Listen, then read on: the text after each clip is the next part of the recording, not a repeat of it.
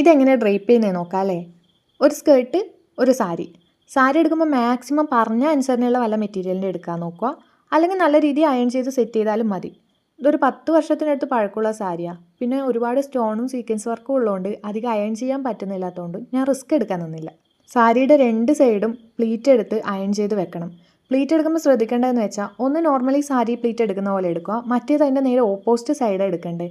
First time try ചെയ്യുന്നതുകൊണ്ട് തന്നെ എനിക്ക് രണ്ടും തെറ്റിപ്പോയി. പക്ഷെ ഞാനത് ലാസ്റ്റ് അഡ്ജസ്റ്റ് ചെയ്ത് ശരിയാക്കി വെച്ചു. 2 സൈഡും സെറ്റ് ചെയ്ത് വെച്ചതിന് ശേഷം ബാക്കി വരുന്ന തുണിയൊക്കെ ഇതുപോലെ പ്ലീറ്റ് ചെയ്ത് ബാക്കിലേക്ക് വെക്കുക. സാരി ടൈറ്റായിട്ട് വേണമെന്നുണ്ടെങ്കിൽ ഒരു 2 പ്ലീറ്റ് എക്സ്ട്രാ എടുത്താൽ മതി. ഞാൻ കുറച്ച് ലൂസായിട്ടാണ് ഡ്രൈപ്പ് ചെയ്ത് വെച്ചേക്കുന്നത്. വല്ല ഫംഗ്ഷന് വേണ്ടി ഉടുക്കുകയെന്നുണ്ടെങ്കിൽ സേഫ്റ്റി പിന്ന് വെച്ച് എല്ലാ സ്ഥലവും സെറ്റ് ചെയ്ത് വെക്കണം. ഞാൻ ജസ്റ്റ് ഒപ്പിച്ച് വെച്ചതേ ഉള്ളൂ, സേഫ്റ്റി പിൻസ് ഒന്നും അധികം യൂസ് ചെയ്തിട്ടില്ല. ഇനി ഇതൊക്കെ നല്ല രീതിയിലൊന്ന് ഒതുക്കി സെറ്റ് ചെയ്ത് വെച്ചതിന് ശേഷം നമ്മൾ നേരത്തെ തെറ്റിച്ച് വെച്ച ആ പ്ലീറ്റ് നേരെ തിരിച്ചെടുത്ത് അതും കൂടെ പിൻ ചെയ്ത് വെക്കാം. എല്ലാം കഴിഞ്ഞ് ഒരു ഹിപ്പ് ബെൽറ്റും കൂടി ഇട്ടാൽ സംഭവം റെഡി. ഫൈനൽ ലുക്ക് എങ്ങനെയുണ്ട് നോക്കാം അല്ലേ. വെറുതെ ഒരു റീലെടുക്കാൻ വേണ്ടി ചെയ്തതാണേലും ചെയ്ത് കഴിഞ്ഞപ്പം ഈ ലുക്ക് എനിക്ക് ഭയങ്കര ഇഷ്ടമായി.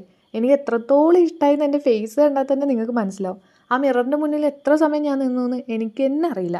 അപ്പം നിങ്ങൾക്കും ഈ ലുക്ക് ഇഷ്ടമായി എന്നുണ്ടെങ്കിൽ കമൻറ്റ് ചെയ്യുക. അപ്പോൾ ബൈ.